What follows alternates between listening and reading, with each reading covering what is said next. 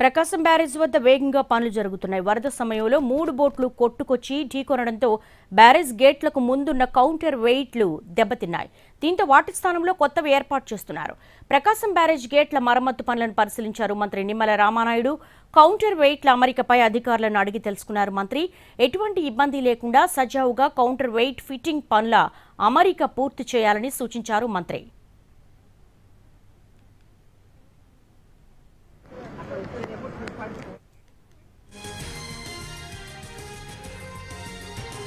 ప్రస్తుతం మనం ప్రకాశం బ్యారేజ్ వద్ద మంత్రి పర్యవేక్షణ చూస్తున్నాం. ప్రకాశం బ్యారేజ్ వద్ద పనులు చాలా వేగంగా జరుగుతున్నాయి. వరద సమయంలో 3 బోట్లు కొట్టుకొచ్చి ఒకదానికొకటి ఢీకొన్నాయి.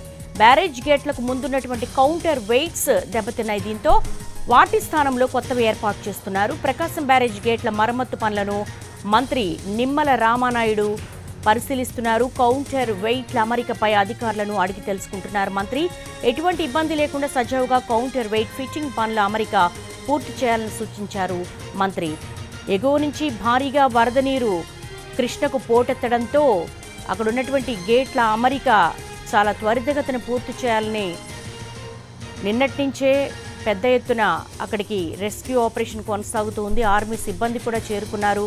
ముఖ్యంగా విపరీతంగా వరద పోటెత్తినప్పుడు అక్కడ ఉన్నటువంటి బోట్లు ఒకదానికొకటి ఢీకొన్నాయి. ప్రకాశం బ్యారేజ్ గేట్లకు అమర్చినటువంటి వెయిట్లు కౌంటర్ వెయిట్లు కొంత దెబ్బతిన్నాయి. దీంతో ఇమీడియట్గా యుద్ధ ప్రాతిపదికన ఆ కౌంటర్ వెయిట్ల అమరికకు సంబంధించి కూడా అధికారులు క్విక్గా రియాక్ట్ అయ్యారు. దాన్ని మరమ్మతు పనులు కూడా చేపడుతున్నారు. ఎప్పట్లోపు పూర్తవుతుంది, దీని సామర్థ్యానికి సంబంధించి కూడా మంత్రి అధికారులను అడిగి తెలుసుకుంటూ ఉన్నారు.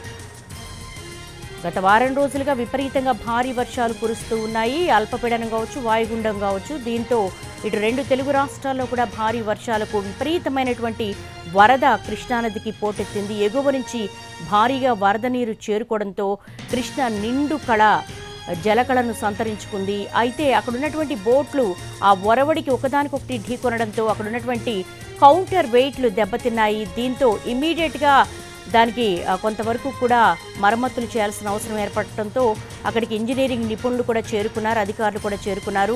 హైదరాబాద్ నుంచి తరలించినటువంటి వెయిట్ కౌంటర్లు ఏవైతే ఉన్నాయో ఆ కౌంటర్ వెయిట్స్ వాటిని అమరుస్తూ ఉన్నారు.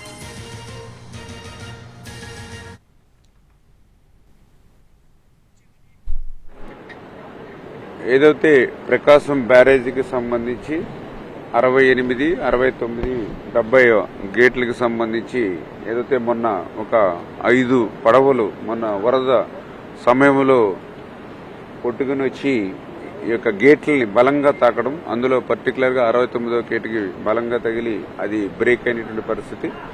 అదేవిధంగా 68వ గేటు కూడా కొంత బ్రేక్ కనిపిస్తే ఈ రెండింటి ప్లేస్లోనూ కూడా ఇప్పుడు యుద్ధ ప్రాతిపదిక మీద 2 గేట్స్ ని కూడా ఆల్టర్నేటివ్ తయారు చేసి ఏర్పాటు చేసే ప్రక్రియకి శ్రీకారం చుట్టడం జరిగింది. ఏదైతే ఇంకొక 70 గేట్ కూడా చిన్న క్రాక్ గా డౌట్ఫుల్ ఉంటే మరి ఏదైతే గేట్లకు సంబంధించినటువంటి నిపుణత ఎక్స్పీరియన్స్ ఉన్నటువంటి కన్నా వినాయుడు గారిని దీనికి ఇన్ఛార్జిగా మనం తీసుకోవడం జరిగింది.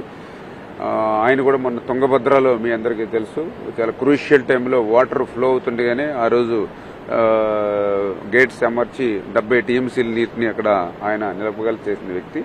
అందుకే మనం మన స్టేట్కి కూడా అడ్వైజర్గా తీసుకున్నాం. ఎందుకు అడ్వైజర్గా అంటే 5 సంవత్సరాల జగన్మోహన్ రెడ్డి చేసినటువంటి పాలన పాపానికి ఇవాళ షట్టర్స్ కానీ డోర్స్ కానీ రోప్స్ కానీ అన్ని తుప్పుబట్టి ఏది ఎప్పుడు పోతుందో తెలియని పరిస్థితిలో ఉన్నటువంటి స్థితిలో ఆయన సేవలు అవసరం అని చెప్పి ఆయన కూడా అడ్వైజర్గా తీసుకున్నాం. అందులో భాగంగానే ఈ గేట్స్ ని కూడా త్వరితగతంగా పూర్తి చేసే విధంగా ఆ కౌంటర్ గేట్స్ ఏవైతే ఉన్నాయో ఆల్రెడీ 2 కౌంటర్ గేట్స్ ని తయారు చేసుకున్నాం. ఇది 17 టన్నుల వెయిట్.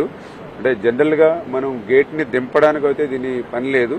అందుకే ఈ యొక్క కౌంటర్ వెయిట్లు దెబ్బతిన్నా కూడా మొన్న సక్సెస్ఫుల్ గానే గేట్లని మనం ఫ్లడ్ దగ్గరనే దింపేసుకోగలిగాం. కానీ మళ్ళీ ఫ్లడ్ వచ్చినప్పుడు గేట్లని పైకి లేపాలంటే దానికి ఆల్టర్నేటివ్ గా ఈ కౌంటర్ వెయిట్ అనేది అవసరం. ఇది 17 టన్నులు.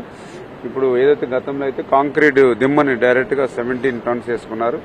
అయితే అది టైం టేకింగ్ అనే ఉద్దేశంతో ఇప్పుడు ఏదైతే ఐరన్ సెల్ఫ్ కింద కన్స్ట్రక్షన్ చేసుకుని అంటే దగ్గర ఇప్పుడే చెప్తూ ఉన్నారు ఒక 4.5 టన్నుల వరకు కూడా ఐరన్ తోటి మనం చేసుకుని అందులో కాంక్రీటు అదేవిధంగా కాంక్రీటు ప్లస్ ఐరన్ బ్యాలెన్స్ మొత్తం సేమ్ మనం కాంక్రీట్లో 17 టన్స్ ఎట్లా ఉంటుందో ఇది కూడా అదే ప్రాసెస్లో 3 కలిపి అదే వెయిట్కి 17 టన్స్కి పని ఈజీగా ఉండడానికి లేటెస్ట్ని కూడా ఉపయోగించి తయారు చేయడం జరిగింది. ఈ యొక్క కాంక్రీట్ పనులు కూడా 1-2 రోజుల్లో పూర్తి అయిపోయిన తర్వాత దానికి గేట్స్ని కూడా బిగించడం జరుగుతుంది. ఈ యొక్క కాంక్రీట్ వేసి ఈ పనులు కార్యక్రమం పూర్తయిన వెంటనే ఏదైతే చిక్కుకున్నటువంటి పడవలు ఏవైతే ఉన్నాయో వాటిని కూడా వెలికి తీసేటువంటి కార్యక్రమం కూడా స్టార్ట్ అవుతుంది. ఏదైతే మన పోలవరంకి సంబంధించి ఇదివరకు బెక్కం ఏదైతే గేట్లు తయారీ కానీ ఏర్పాటు కానీ ఏదైతే ఉందో ఆ బెక్కం కంపెనీకే ఇది కూడా ఏజెన్సీని వర్క్స్ని ఇవ్వడం జరిగింది కన్ననాయుడు గారి పర్యవేక్షణలో. పడవలు కూడా ఏదైతే మరి ఆ రోజు 5 పడవలు కొట్టుకుని రావడం జరిగింది. దానికి అవి కూడా చాలా అనుమానాలకి తావిచ్చేటువంటి విధంగా ఉంది. ఎందుకంటే ఆ ఫ్లడ్ టైంలో ఏదో ఒక పడవ తప్పు జారి వచ్చిందంటే అర్థం చేసుకోవచ్చు. ఒకే టైంలో ఒకే సమయంలో 5 పడవలు రావడం అనేది 100కి 100% కూడా అనుమానాలు అందరూ కూడా వ్యక్తం చేస్తున్నటువంటి పరిస్థితి. ఎందుకంటే ఈ ఆంధ్రప్రదేశ్ రాష్ట్రం భవిష్యత్తు మీద కానీ తెలుగు ప్రజల భవిష్యత్తు మీద కానీ ఏదైతే కక్ష కట్టి ఈ ప్రభుత్వం మీద లేకపోతే భారం పెంచాలని ఆలోచనతో పనిచేసేటువంటి ప్రతిపక్షం ఇక్కడ ఉంది. ఇటువంటి పనులు చేయడానికి ఇటువంటి అరాచకాలు చేయడానికి ఎంతకైనా సాహసించేటువంటి ప్రస్తుత ప్రతిపక్షం ఉంది కాబట్టి ఖచ్చితంగా కూడా అనుమానాలు ఎంతవరకు అనే దాని మీద కూడా మన పోలీస్ కంప్లైంట్ కూడా పెట్టడం జరిగినటువంటి పరిస్థితి. అందుచేత ఆ దర్యాప్తు ఒక పక్కన జరుగుతుంది. రెండవ పక్కన ఏదైతే ఆ పడవలను కూడా ఒక 2 రోజుల్లోనే ఈ కౌంటర్ వెయిట్లు పని అయినట్టు అది కూడా సురక్షితంగా గేట్లకి ఇబ్బంది లేకుండా తొలగించేటువంటి ప్రక్రియ కూడా చేపడతాము. దీనివల్ల ప్రకాశం బ్యారేజీకి ఎటువంటి ఇబ్బంది అయినటువంటి పరిస్థితి లేదు.